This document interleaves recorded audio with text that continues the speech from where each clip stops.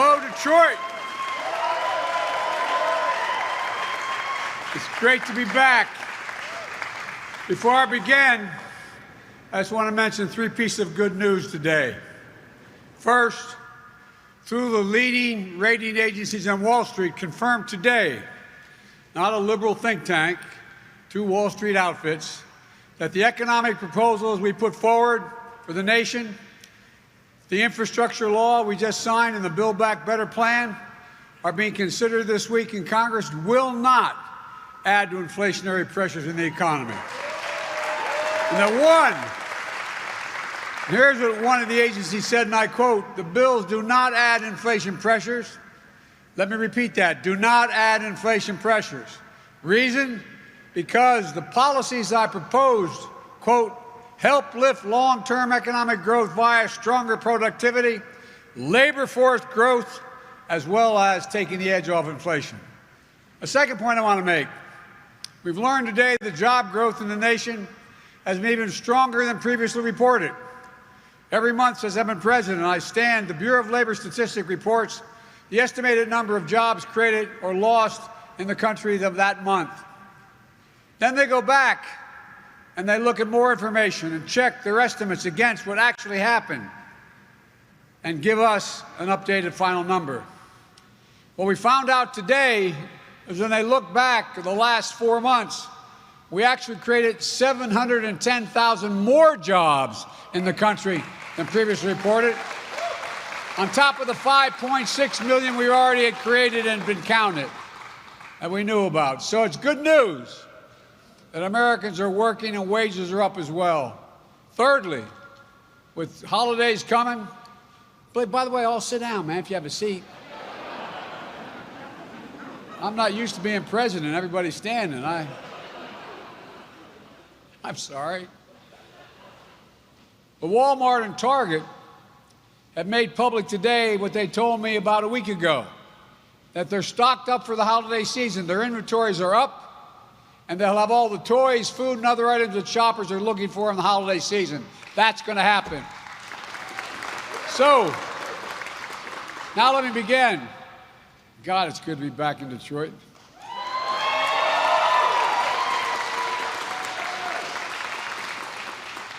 And that Hummer's one hell of a vehicle, man. Yo! As we used to say in the Senate, as some of my senators, colleagues will know, like Debbie, excuse the point of personal privilege. I came up in an automobile family. My dad ran the largest automobile dealership. He didn't own it, just ran it for 30 years in Delaware. And so I was raised on cars. And I have a 1967 Corvette that I got as a wedding gift when my deceased wife and I got married. My dad could afford the payments. He couldn't afford to buy it. But the point was, I thought that was the hell's bells, man. 327, 350, 0 to 60 in 5.3 seconds. This truck, 3 times heavier. 0 to 60 in 3 seconds. Whoa! And besides, there's a beautiful red Corvette, maroon Corvette I'm driving home over here. Yolanda, thank you for the introduction. And President Ray Curry, thank you. No one does more to look out for American auto workers than Ray Curry. And it's great to be with you today, pal. And happy birthday.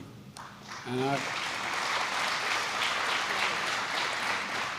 want to thank the team here at GM, especially to your chairwoman, Mary Barra. Mary, you're an incredible leader. You really are.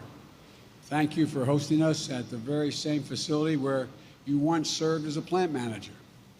I believe Mary gotten a promotion or 2 since then. I know a lot about that as a son of a car guy. 40 years ago, my dad managed those dealerships back home. I used to work with my dad's operation, drive up to Mannheim Automobile Auction and bring back automobiles. And I guess I got a promotion too. Look, I got a chance to drive a pretty incredible machine back then. but I never could have imagined vehicles like the ones that I just took for a spin.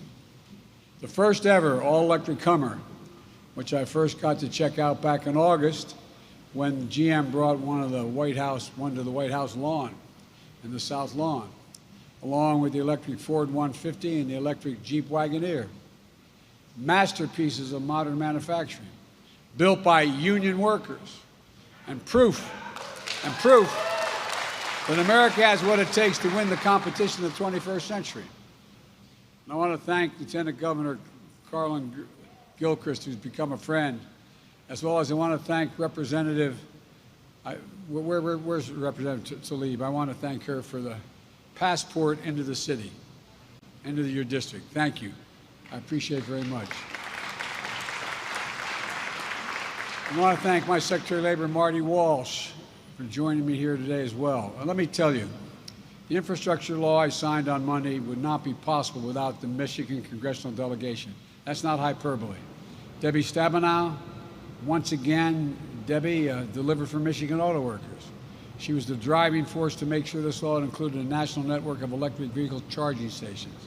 Gary Peters, Senator Peters, instrumental in securing a mere $65 billion for high-speed internet in this law.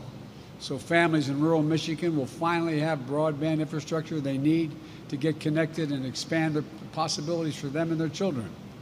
And Alyssa Slotkin, she can't be here today, but she knows that the competitive edge around the world depends on the strength of our industrial base here at home and the people who run that base. And Dan Kildee continues to be the leading voice for investing in infrastructure in small towns and communities, but so folks in every part of the state can compete. And Dan and Debbie are responsible for the additional tax credit of $4,500 for union-made vehicles.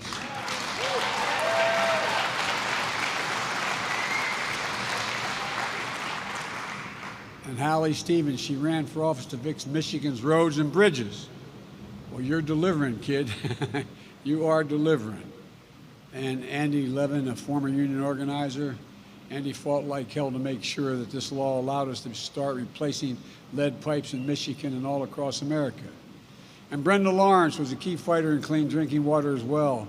And we're lucky to have her leading the Democratic Women's Conference and serving in the leadership of the Congressional Black Caucus. Thank you. And Debbie Dingell, my great friend, who whenever I'm in trouble, I call her for advice first. Now, when I screw up, it doesn't mean I followed her advice. It means I may not have followed it. But Debbie, thank you for being such a good friend for so long. Debbie helped drive us across the finish line with this legislation. Folks, it's not hyperbole to say that this delegation is laser focused on your needs, the needs of the people of Michigan and the American people, your concerns, the kind of conversations that take place around your kitchen tables. Conversation as profound as they are ordinary. How am I going to get to work on time if I-75 is flooded again? How can I be sure my job at the auto plant is still going to be here a few years down the line? How can I afford to get my child a degree beyond high school if they don't start with the same opportunity? And more broadly, how do we emerge from this pandemic not just with a little breathing room, but with a real fighting chance to get ahead? There are the things that take place at the kitchen tables I grew up in.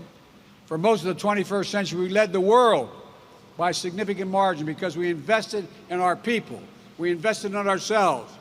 But something went wrong along the way. We stopped. We risked losing our edge as a nation. And China and the rest of the world are catching up. Well, we're about to turn that around in a big, big way. We're going to be building again.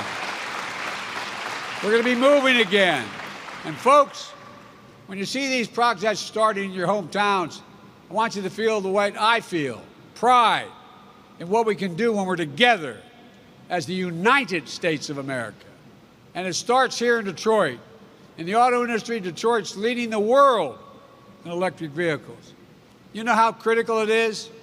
Mary, I can remember talking to you way back in January about the need for America to lead in electric vehicles.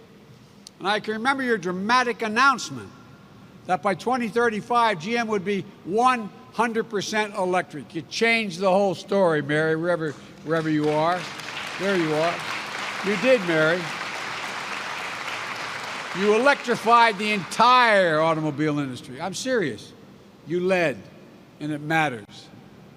And drastically improving the climate by reducing hundreds of millions of barrels of oil that will not be used when we're all electric. You know, up until now, China's been leading in this race. But that's about to change. Because of this law, next year, for the first time in 20 years, in which American infrastructure investment will be far greater than China's. The first time in 20 years. We're going to put IBEW members and other union members to work installing a national network of charging stations along our roads and highways in our communities, over 500,000. And Governor Whitmer has already announced a proposal to expand electric charging stations along key travel routes across the state. And a few weeks ago, GM announced it's going to install 40,000 public charging stations, as we're going to unleash a lot more than that. Look, we're going to make sure that the jobs of the future end up here in Michigan, not halfway around the world. You know, that means that here in Detroit, you're going to set a new pace for electric vehicles. This is not hyperbole, this is a fact. With this infrastructure law, along with my Build Back Better plan, we're going to kickstart new batteries, materials, and parts production and recycling, boosting the manufacturing of clean vehicles with new loans and new tax credits, creating new purchase incentives for consumers to buy American-made, union-made clean vehicles, like the electric Hummer. Folks, or the Silverado, or any other of the 20 or more vehicles that GM's going to come out with in the near term that are electric. And spurring demand by covering federal government's enormous fleet of vehicles is what I'm going to do. I pledged when I ran, we have thousands and thousands of vehicles in the federal fleet. They're going to all go electric, all of them, down the road, supporting electric transit systems, electric school buses. And of course, that's not all the law will achieve. This law is going to start to replace 100% of the nation's lead pipes and service lines. As I was stated earlier, every child in Michigan and across America can turn on the faucet and drink clean water. 10 million homes have those lead pipes going in, and 400,000 schools. Tens of thousands of plumbers and pipe fitters are going to get to work in good paying jobs and help make the nation healthier. Folks, and there's an additional $10 billion nationwide to eliminate the dangerous forever chemical PFAS, which is an incredibly dangerous chemical.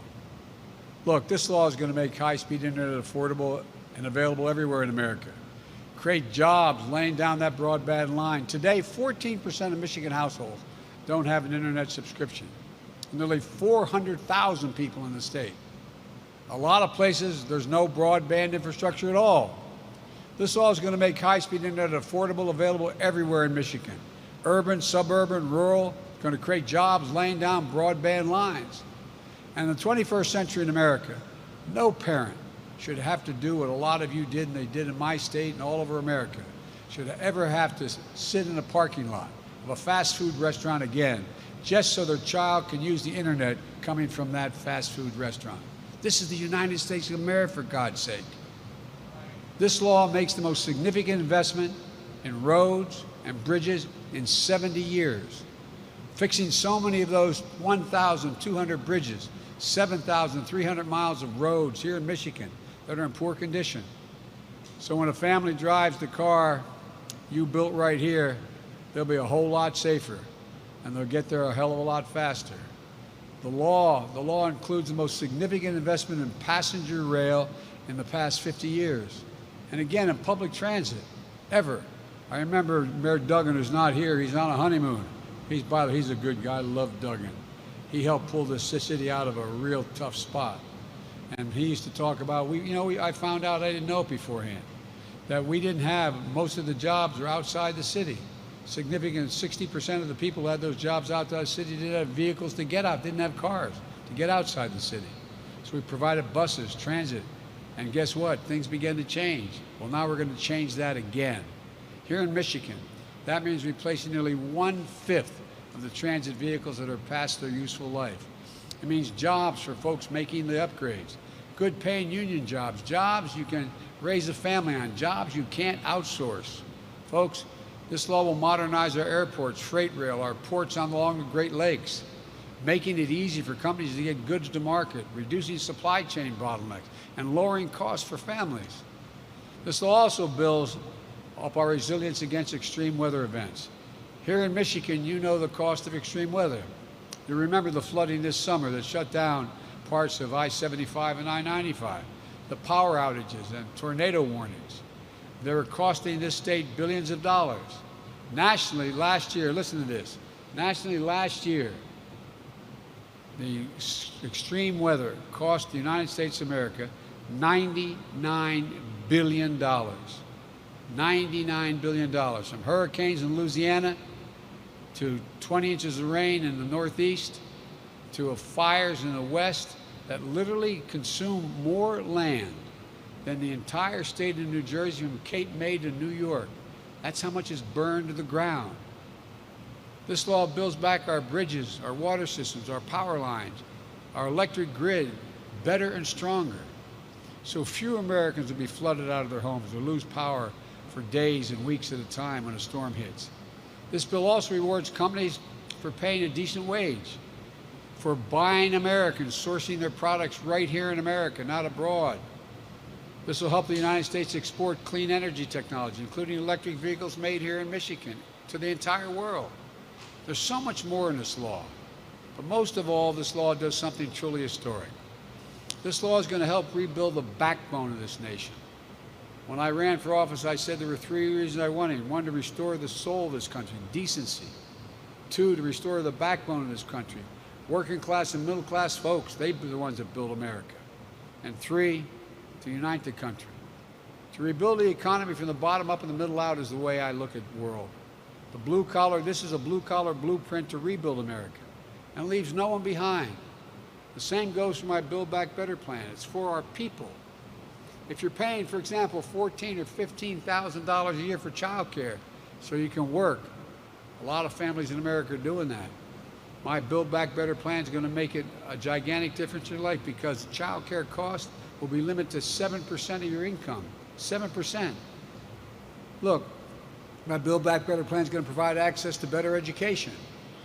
You know, one of the reasons we went ahead of the rest of the world at the turn of the 20th century is we're the first nation in the world that had universal education for 12 years, not based on any background or income.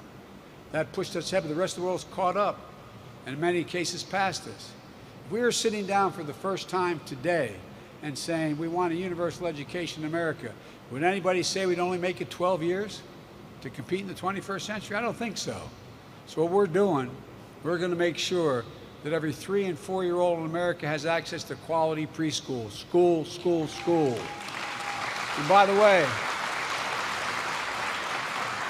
all the data shows that'll increase by 56% the possibility of them going through all the way through 12 years of school and on to after school, after high school. And young people graduating from high school will have access to education beyond high school. We're increasing Pell Grants for providing apprenticeship programs. And we're going to make a huge difference for those 2 million women in America who can't get back into the workforce right now because they can't afford child care. Look, my Build Back Better plan is going to help solve that. If you're one of the millions of Americans who's paying around $1,000 a month for your insulin, for example, my Build Back Better plan will make sure that we change that too, because it means that no one will pay more than $35 a month for the insulin. And under my plan, we're going to lower costs for prescription drugs across the board, allowing them to negotiate prices, lowering the cost of daycare, elder care, housing, health care, prescription drugs. That's what the plan does. My plan meets the moment of climate change as well. And one more thing. It's fully paid for. Fully paid. It does not increase the deficit 1 single cent. As a matter of fact, it reduced the deficit according to the experts. And again, no one in America earning less than $400,000 will pay a single penny more in federal taxes. No one. And you say, well, how you doing that, Joe? Well, I tell you what, real simple. I come from the corporate capital of the world. More corporations incorporated in my state of Delaware than all states combined. And guess what? They ain't paying enough. Sorry, Mary. But here's the deal. Look, I'm a capitalist. If you're able to make $1 million or $1 billion, have at it. That's good for everybody, except pay your fair share. We have 55 corporations, 55 of the largest corporations in America, the most successful, paid not a single penny in federal taxes the last several years. And guess what? They made $40 billion. I want them to make money. That's good. But pay a little. Pay a little.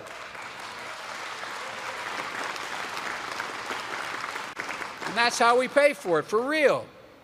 It doesn't cost a cent. We all talk the program's $1.75 billion. Guess what? It's paid for. Paid for. And folks, from now on, they're going to have to pay their fair share. Not exorbitant number, just a fair share. Let me close with this. Throughout our history, we've emerged from previous crises stronger than we were before the crisis. One of the few nations in the world done that. Every major crisis has occurred in American history. Every one. We've come out stronger after it than before it happened. Because we invested in ourselves. During and after the Civil War, we built the Transcontinental Railroad, uniting us, East and West, creating jobs and opening up America in a way it never had occurred before.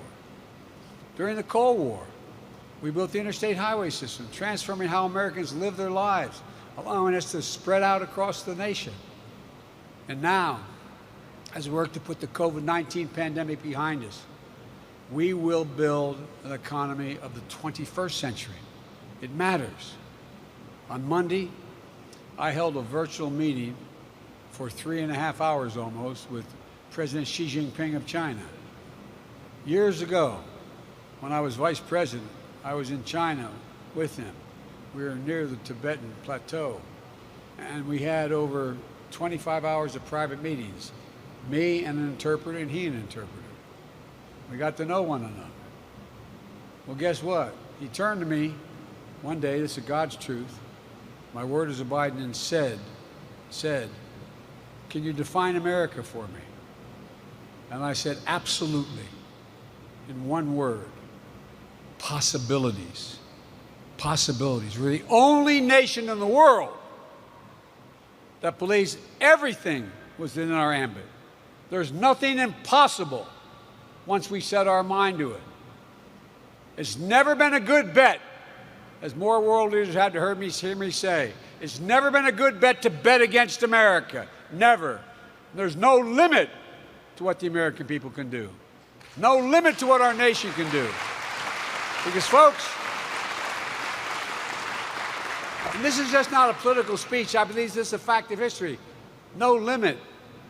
Given half a chance, just half a chance, the American people have never, ever, ever, ever let the nation down. Never. Because of this Michigan delegation, this new law gives our people a chance, more than half a chance. We're at an inflection point in world history. Things are changing, not just here, across the world. And the question is, how do we respond to it? What do we do? I truly believe, and I give you my word as abiding this, I truly believe that 50 years from now, historians are going to look back at this moment, the last 2 years and the next 4 or 5 years, and they're going to determine whether or not, in that moment, did America win the competition for the 21st century, or did we lose it? Because that's where we are. All the pieces on the globe are changing. But we got to get back in the game, folks. We don't have to hurt any other nation. We got to get back in the game now. Because, by the way, if we don't get back in the game and able to do it, who else is going to deal with the crises in the Middle East? Who else is going to deal with the Israeli-Palestinian issue? Who else is going to deal with all those issues that affect? Who else is going to be the nation that decides that we have to have a plan to deal with the next pandemic and lead the world, so we're not where we are now, because there will be others. Folks, I'm betting on America. I'm betting on the American people. We got to focus on what made the nation great.